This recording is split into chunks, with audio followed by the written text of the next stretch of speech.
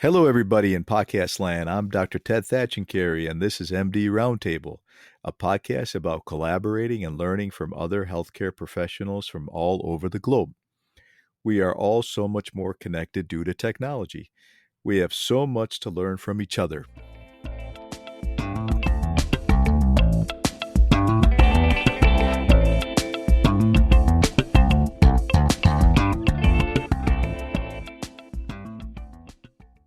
Thanks for joining us today at MD Roundtable. This is a very special episode as we are featuring Dr. Kevin Bergman, who is the co-founder of the Global Ultrasound Institute, and we are joined by Sheila Masheti, who is the operations leader for their East Africa branch. Welcome to MD Roundtable, guys. Thank you very much. Great to be here. Thank you, Ted. Pleasure's mine. Well, I always like to start off with your journeys, Kevin and Sheila. If we can start off with just kind of knowing where both of you are from originally. Absolutely. I'm from Louisville, Kentucky, and I born and raised there, and then ended up going to school on the East Coast, North Carolina, and then I went to medical school on the East Coast and came back out here to California, where I currently live for residency, and have been working out here for the past 20 years or so. Great, Kevin. And who was your biggest childhood influence in getting into healthcare? Wow. I took a really windy road to healthcare. I came from an entrepreneurial family. My father and my grandfather we had a small family business, and there really wasn't anybody in healthcare in my family. And I had initially not really wonderful experiences with science in secondary school and college, and I kind of ended up going into history and humanities, and international studies.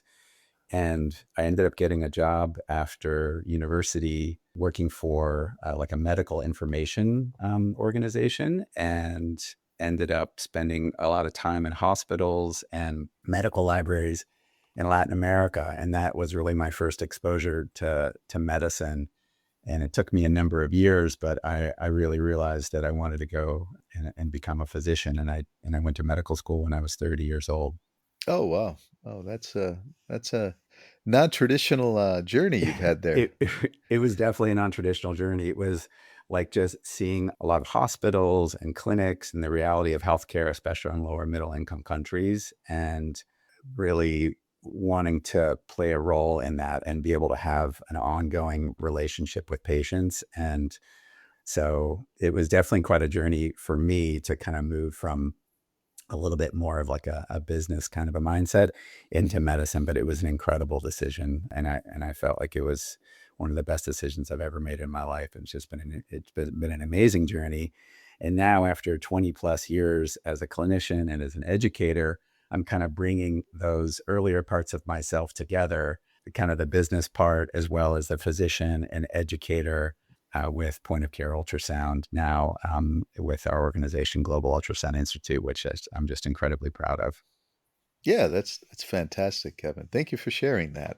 And Sheila, would you like to talk about your journey, where you're from originally, and how you got into the healthcare field? This episode is sponsored by Butterfly Network, creators of the Butterfly IQ3, a next-gen handheld ultrasound designed for how clinicians actually work. In lung ultrasound, you typically need two probes, a linear for pleural sliding and a curvilinear for pleural pathology. But the IQ3 combines both in a single device. Thanks to Butterfly's ultrasound on-chip technology, you can assess both lung findings using one probe without even switching between presets. And the curvilinear setting is best in class at detecting A lines and B lines. Butterfly's digital technology means faster workflows, fewer interruptions, and true portability, ideal for critical care, emergency medicine, and bedside protocols like Blue or Rush. Add in AI powered features like the auto beelines counter for instant beeline measurement, and the IQ3 becomes a powerful tool for managing pulmonary patients with speed and confidence and helping gauge disease severity. Explore how the Butterfly IQ3 is streamlining lung imaging at butterflynetwork.com. Use promo code MD Roundtable 25 on the Butterfly e-commerce store to receive a complimentary soft case mini with your purchase of a Butterfly IQ3. Sure. So I am a Kenyan, born and raised in Nairobi city, the capital of Kenya. And I went to school, primary school in Nairobi. Secondary school, I went in the Western region, a place called Vihiga County. I finished my secondary education and then I actually was very good in accounting. And my first initial choice would have been to have been an accountant, but I didn't actually get into university. So I went to college to do nursing. I went to college at a place called Kaplong Nursing School. That's in Kericho County. So that's where I went to college. After I finished college, 4 years later, I practiced a bit. Then I went back to school again, and then just to upgrade my nursing to get my nursing degree. And then just in search of work, I found myself in POCUS. So in 2019, I got involved in a project, a point of care ultrasound project that was for respiratory patients, acutely breathless patients. And I really did get interested in POCUS. It was phenomenal for me. Having my early years of a practice in nursing were in private institutions and in NGOs where everything was provided. So we had all the tests that would be required for our patients, they were all provided. And not one day did we see the lack of diagnostics being an issue. So being involved in this particular project was an eye opener, and seeing patients in a level 6 facilities who come, they are referred from the lower level facilities. And by the time they're being referred, some of them don't have diagnosis. And just seeing the power that ultrasound has was phenomenal for me. So that I got very inquisitive, I got very curious, and that's how I just learned POCUS. I actually learned my first POCUS by observing, Hmm. and I started doing it. My mentor then taught me before I actually formally trained for POCUS. So yes, that's in a nutshell my journey to into POCUS and into medicine. That's amazing, Sheila. No, that's thank you. Thank you for sharing that. Kevin, what made you interested early in your career in point of care ultrasound? Can I ask? Absolutely. Yeah. I had some really seminal experiences early in my medical education. I had the opportunity to go to Southern Africa, actually, Malawi, in my first year of medical school with a surgeon mentor of ours at my medical school, and was learning so many different things in medicine at that time, of course, very early in my journey.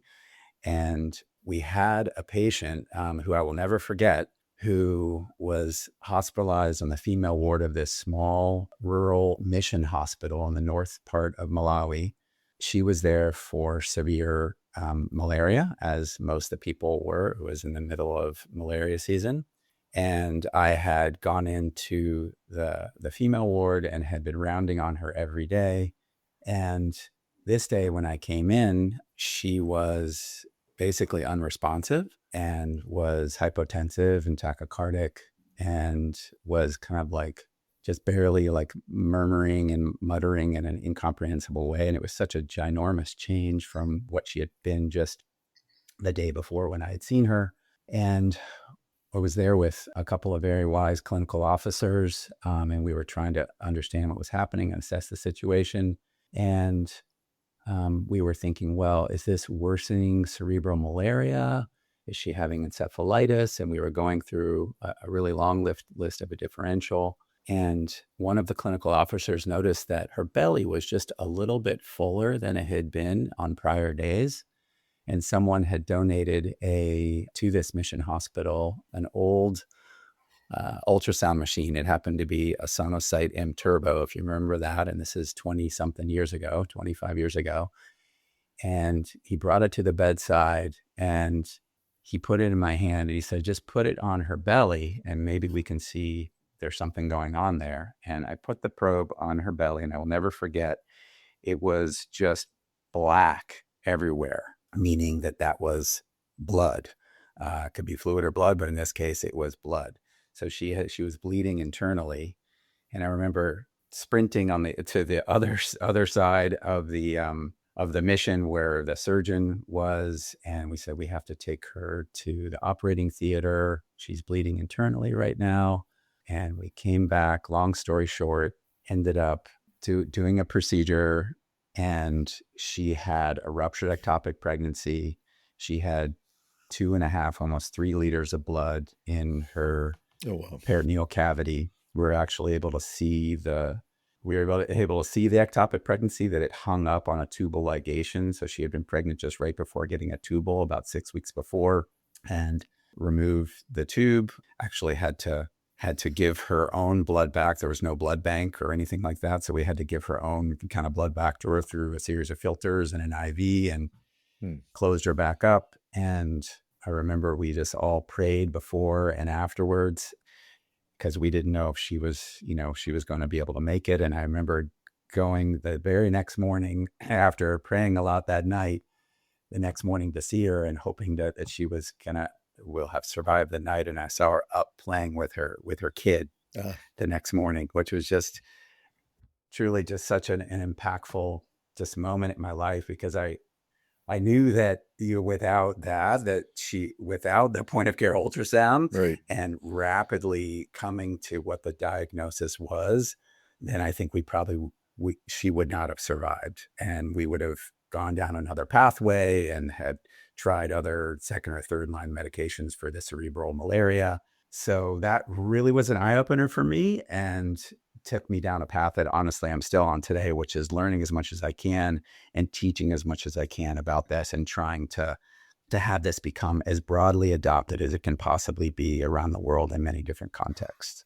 Yeah, that's quite a story. Yeah, that was sort of the driving catalyst for you to get into point of care ultrasound, Kevin. Thank you. So, switching gears, I think it'd be beneficial now to discuss what the Global Ultrasound Institute is for our listeners. Can you explain what Global Ultrasound Institute is and how it was formed?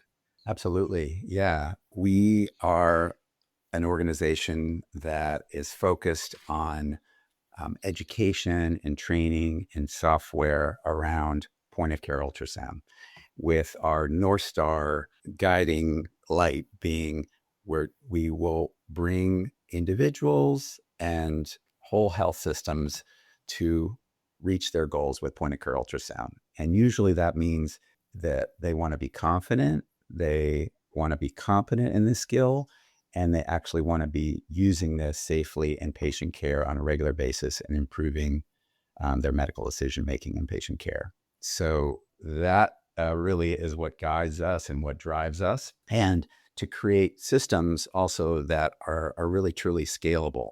So this is a solution and our organization that can really bring this incredible technology, this game-changing technology, to millions of patients around the world through hundreds and hundreds of thousands of healthcare providers around the world.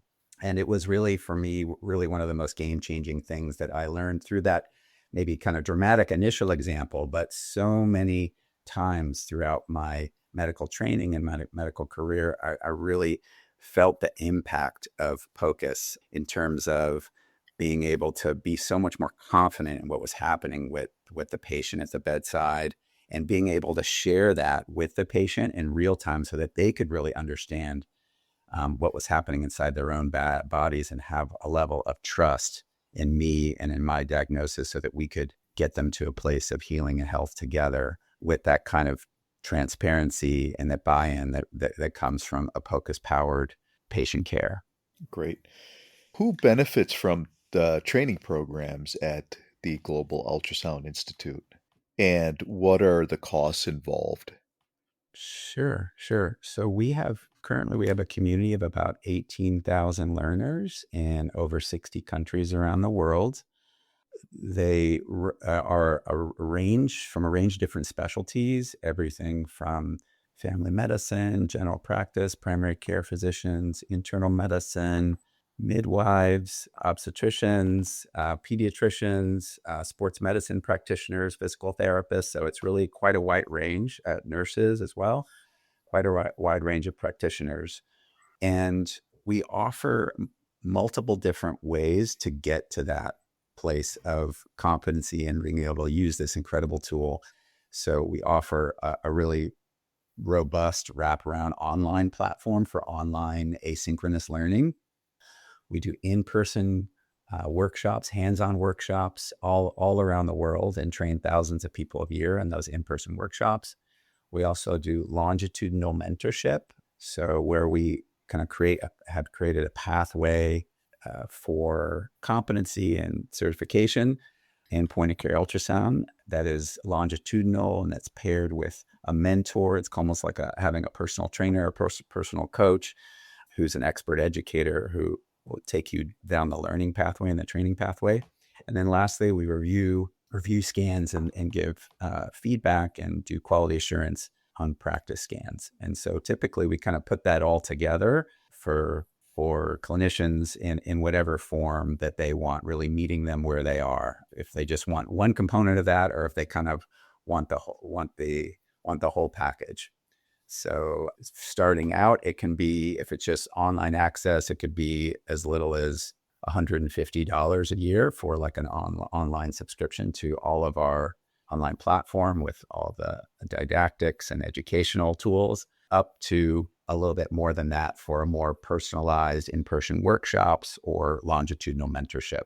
Great. So hopefully that helps. Yeah, that's actually very reasonable, that cost of $150, Kevin. Sheila, can you share how you got interested in the Global Ultrasound Institute and how you ended up being involved with them?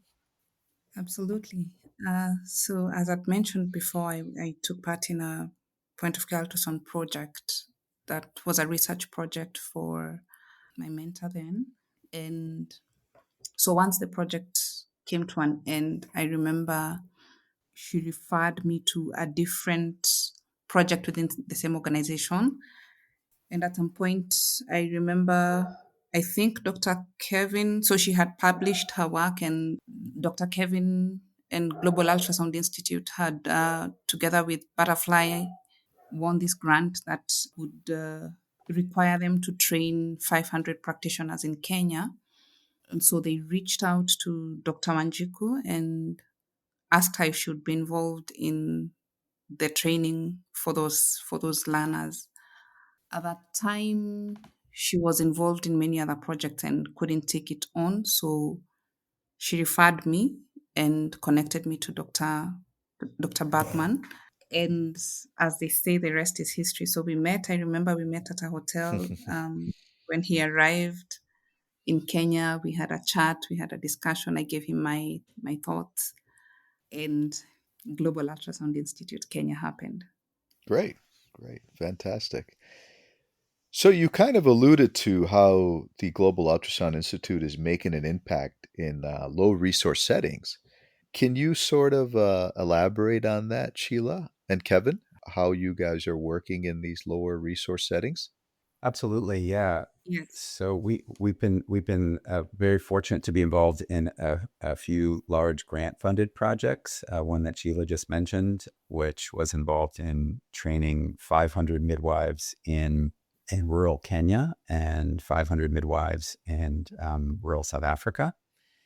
And that was through a generous grant from the Gates Foundation to the Butterfly Network. And we worked on that project for a very long time, and Sheila was the operations lead for really the entire project, and it was quite involved. Training 500 rural midwives. It was the largest project that's ever been done before, Hmm. and something of this scope and scale had not been achieved successfully. But Sheila in South Africa, as well as our operations lead in Southern Africa, Lisa, were able to really pull this off in such an incredible manner. There were cohorts of 50 learners that we had brought in from the rural areas into Nairobi, and they received a handheld device from Butterfly, as well as a tablet and a week of training, as well as some longitudinal support from Global Ultrasound Institute.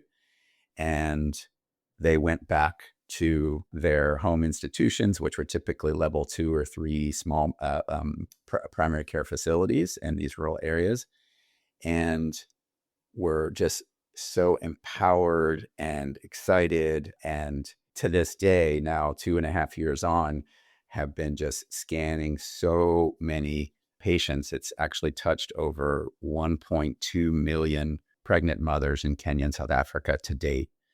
And over 90,000 patients are being scanned on a monthly basis just from this initial project that Sheila and then later Liesel in South Africa were able to kick off and to manage. That's amazing. Yeah, I think the application to midwives is perfect with using POCUS. Has it shown to impact maternal mortality outcomes at all? Are you seeing that?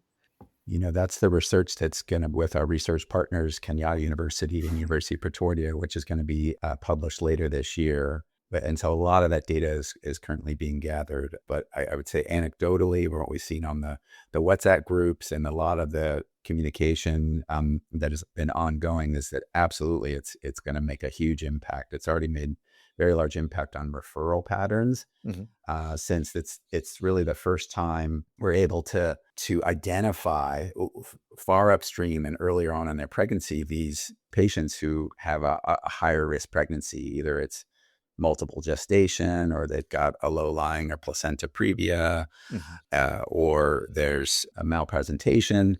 So really identifying some of those higher risk pregnancies and getting them into the right level of care, especially it gets closer to their due dates.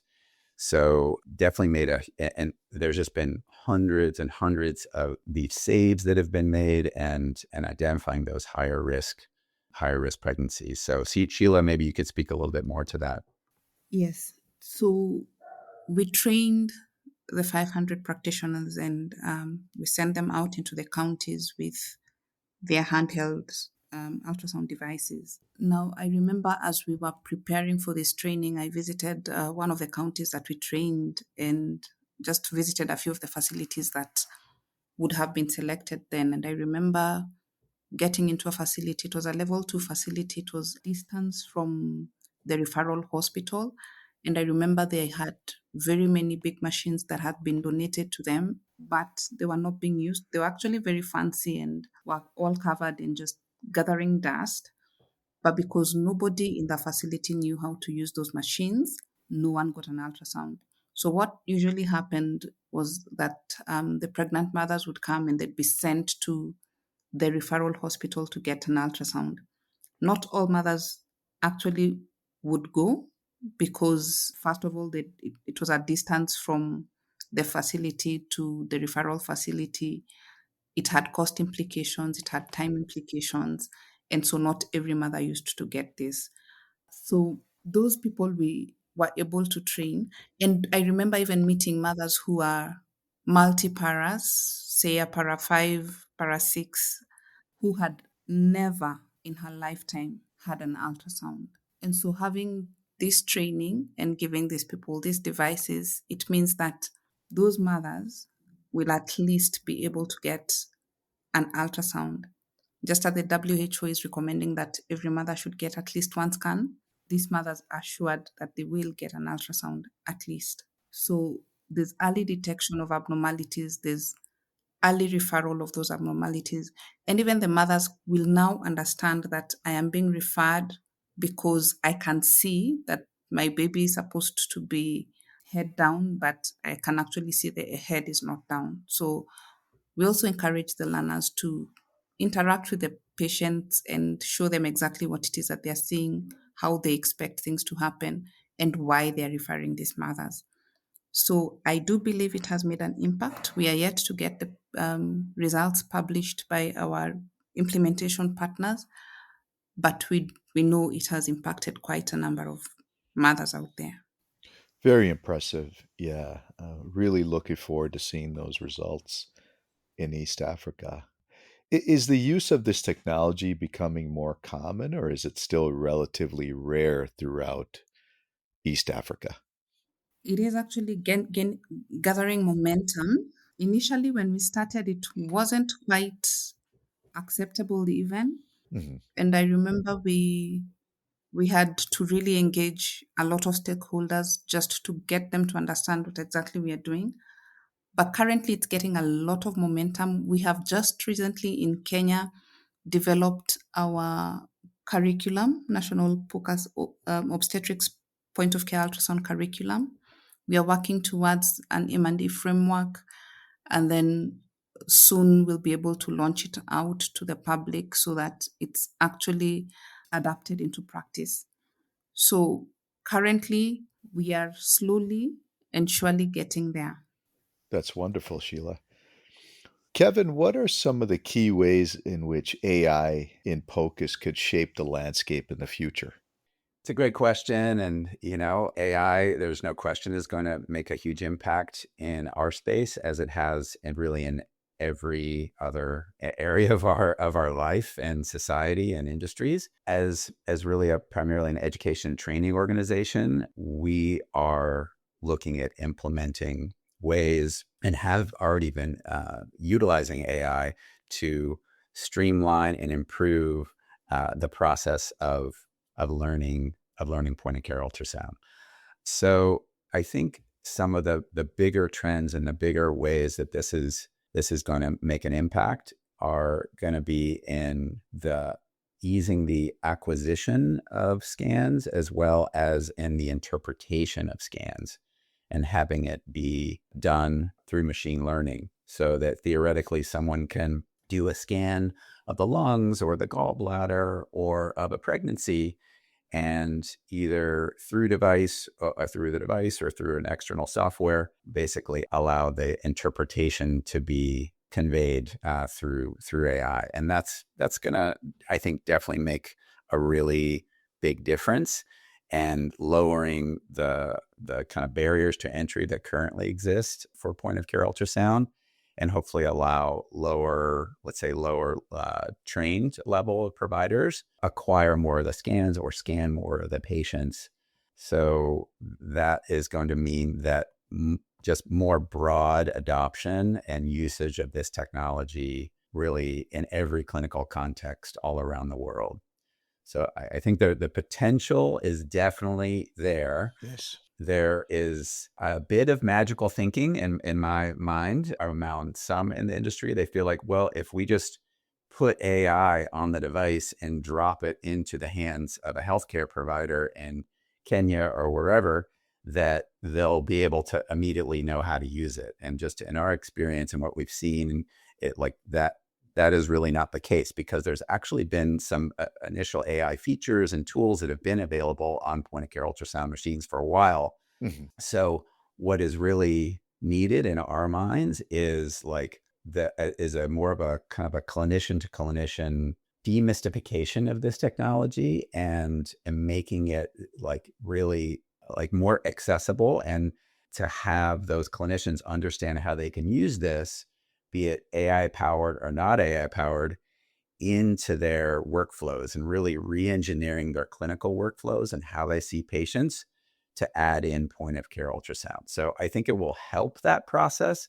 It'll streamline it and I think will make it quicker, but I don't think it's going to be a long time until this is like a totally magic, pill solution where you can just touch the button and it kind of will make all the decisions for you. So I liken it to like it's really nice to have a camera in your car when you're trying to parallel park, and it's like a really nice assist. Initially, Hmm. most people were probably just looking back and trying to parallel park the way that they had learned to do it before those cameras. So that's a really, really nice assist. But it's going to be a while before people are all driving in self-driving cars that are completely AI driven. So that Right. change happens at the speed of trust. And for a while, AI is really going to be an assistance until folks are trusting it, and it's going to move into more kind of prime time for the acquisition interpretation part of point of care ultrasound. But certainly the future is very, very bright. It's going to take a while. Definitely agree with you, Kevin. I think there is a learning curve. I think your example of the camera, with the parallel parking is a great example. It's like having a teenager trying to learn how to parallel park with that camera. It's pretty Yeah. challenging. Yeah, it is. And, and learning point of care ultrasound, like it takes time, like Yes, it's like any other skill or procedure that we learn in medicine. You need to have someone who knows more, who teaches it to you, and like, what are the right kind of patients you need to be using it on, and then actually doing it and have somebody get you feedback over time. And then you eventually acquire the skill. So, we're, as much as possible as an organization, trying to make that process as streamlined, as efficient as it can possibly be. And I also feel that there needs to be an understanding on the part of the clinician of like how this works and what are the pitfalls and what are some basic ways to troubleshoot, like, because to completely just have the device itself like spit out an answer and you have no idea how it arrived at that answer. I i don't know. I think if you're talking about like the trust of the patient and your license on the line, I think we're all still to a certain degree going to really have to learn how to utilize this tool correct. and have some level of understanding of it. And so I hope and pray that AI is going to really make it much easier. And we're focusing on the education and training use cases. But I don't think anyone really knows what it's going to look like in the end. But I feel like knowing healthcare and knowing physicians and clinicians, like it's going to take a little longer than I think industry is going to think it's going to take That's right. in order to really embrace and utilize these tools. On that note, Kevin, what have been some barriers for the Global Ultrasound Institute to incorporate this routine training for physicians throughout Africa? Well, maybe I would defer to Sheila on that Sure. from her experience in Kenya. We work in multiple different countries, and maybe Sheila, if you could start with that one, and then I can follow up. Absolutely, Kevin. So, the biggest barrier that we have faced is initially, so first of all, POCUS was relevantly new and not very many people understood exactly what it was and how different it is from the comprehensive ultrasound that we usually have patients go for. So that was a very big barrier because we needed everyone on board and we needed people to understand what this is and to buy into the idea and see its usefulness. Another barrier we have faced is the cost for the training. A lot of things go into the training, and it's a bit of a challenge, especially for the low and middle income countries. But graciously, from generous donations and grants, we have been able to at least train as many so far. Those are the two major challenges that I have seen that have impacted us directly so far. I see. Okay. What are some current projects that the Global Ultrasound Institute currently has, Kevin?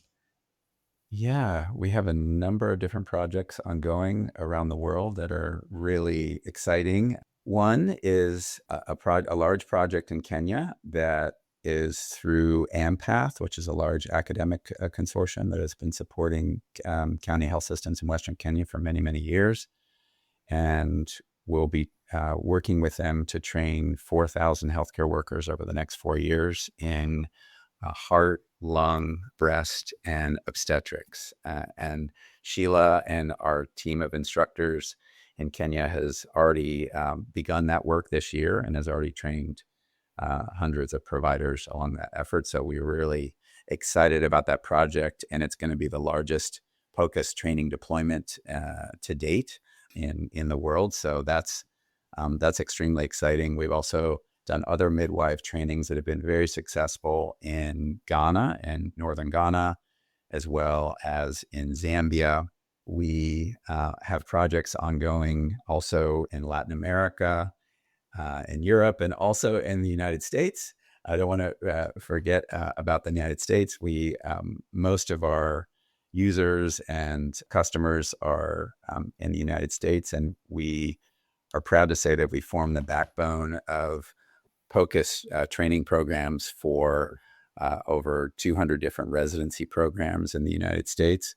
And there's a lot of work that we're doing now with rural health and improving health equity in rural health settings using POCUS, as well as in home health and rehabilitation and long-term care. I feel like in so many ways we're just scratching the surface of this technology, which was really born in emergency medicine and then spread to critical care and now into other areas. Of course, it's been bedrock in cardiology and obstetrics for a very long time.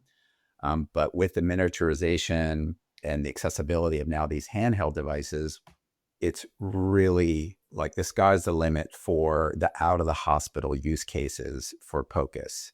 So if you're a midwife in northern rural Ghana or in Western Kenya or in Appalachia, or you're a primary care provider somewhere in a rural area in a health desert, and you have to refer a patient for 2 hours just to get like some basic imaging and diagnostics. This is such a huge frame shift to, instead of sending the patient to where the imaging is and where all the resources are, which are in large hospitals typically, you're actually bringing the imaging to where the patient is.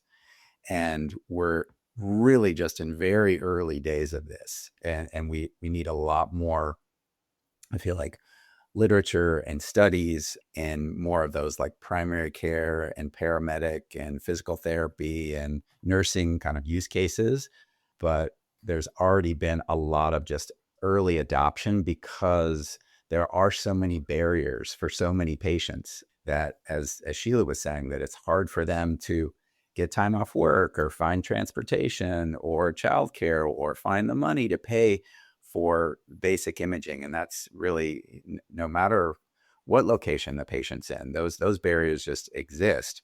And in so many ways, POCUS can really minimize those barriers and actually get the provider the answer they need in real time, and being able to share it with the patient in real time so that everybody's on the same page and understanding, as opposed to kind of the old way of doing it, which is, well, I'll do my history and physical and make my best guess. But if you really, really want to know, I got to send you for formal imaging and radiology, which is another appointment from another person who you're never going to see again, and the radiology report, and then back to me in a couple of weeks, and then we'll make a plan. So just cutting out those steps, and not always, but in many cases, and being like, okay, this is what's going on with you today, and this is the plan, and we all can see it and understand it.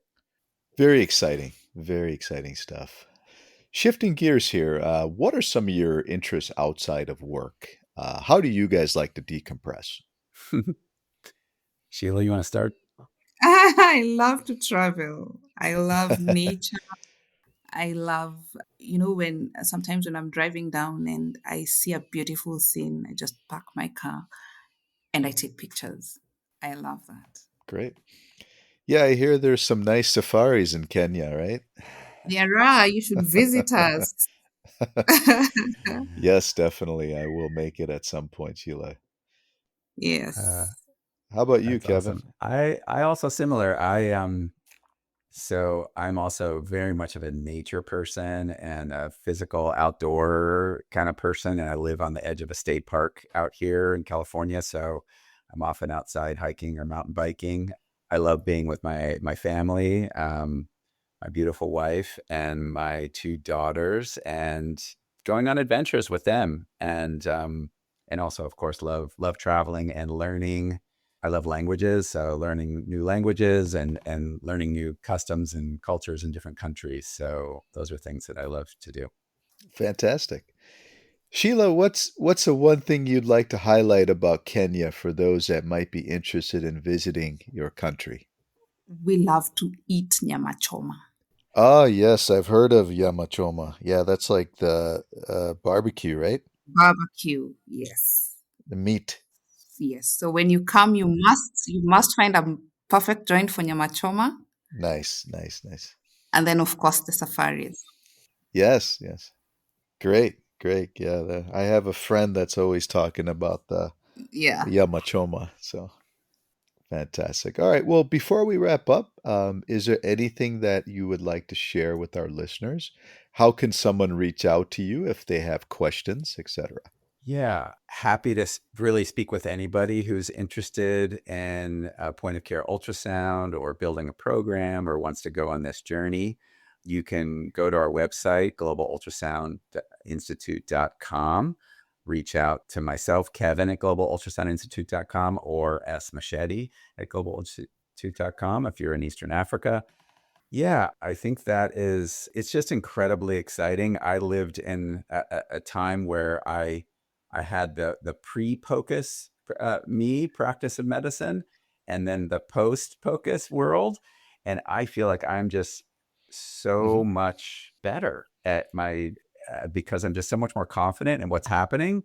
My procedures, I feel like, are more successful and safer, and my patients, I know, are happier, and there's a lot of literature that backs this up, because they can actually really understand what's going on, and taking what to them is a very like a vulnerable moment. They're sick, they're unwell, their family member is sick or unwell, and take what has been a pretty opaque experience for the patient, like stethoscope on the chest in the ears of the clinician, but they can't hear anything and they don't really know what's going on. And taking that opaque experience and making it into a transparent one where they're actually able to see on the screen like what's happening inside of their own body and really get it. Seeing is believing and understanding for all human beings. Hmm. So this is patient care 2.0, and this is how we're going to be caring for patients in the future and going forward. And we would just really love to go help you and go on the journey with you. Great, fantastic, guys. Kevin, I'll be sure to include the website in the show notes for the listeners as well. Okay. Thanks so much. Appreciate that.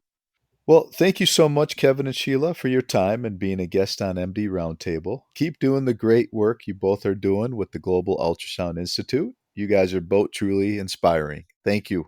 Thanks so much, Ted. Thank you very much, Ted. Appreciate the opportunity. My pleasure. Have a great day. You too. All right. We'll talk soon.